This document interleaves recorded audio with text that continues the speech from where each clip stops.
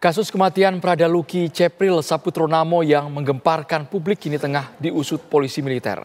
Terbaru, ada 4 orang telah ditetapkan menjadi tersangka, sementara lebih dari 20 orang diduga terlibat dalam penganiayaan yang terjadi di Barak.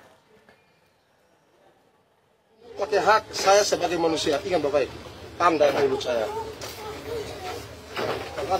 Saudara sentuh saya, saya tahu, ini sudah nyawa, bukan aturan. Bukan keadilan. Kasus penganiayaan yang dilakukan senior terhadap junior di lingkungan TNI kembali jadi sorotan karena insiden ini berujung kematian.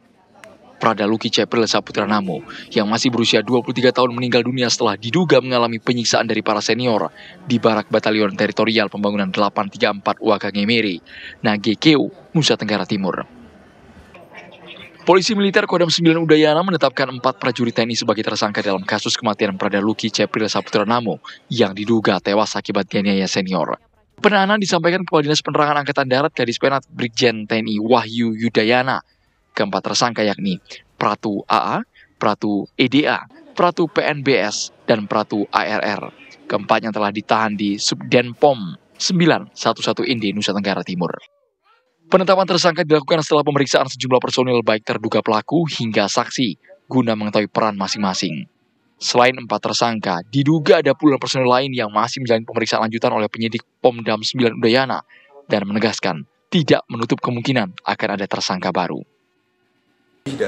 Ada lebih dari 24 orang itu terduga pelaku maupun saksi. Sesuai dengan hasil pemeriksaan masing-masing tentu akan diketahui perannya apa, ya, tindakannya apa, dan proses hukum akan mengikuti sesuai dengan apa yang diperbuat, apa yang dilakukan sesuai dengan perannya masing-masing. Pimpinan Angkatan Darat tidak pernah mentolerir semua kegiatan-kegiatan yang berakibat pada kerugian personil. Namun kakak korban Novilda mengaku belum diberitahu secara resmi oleh TNI mengenai penetapan tersangka.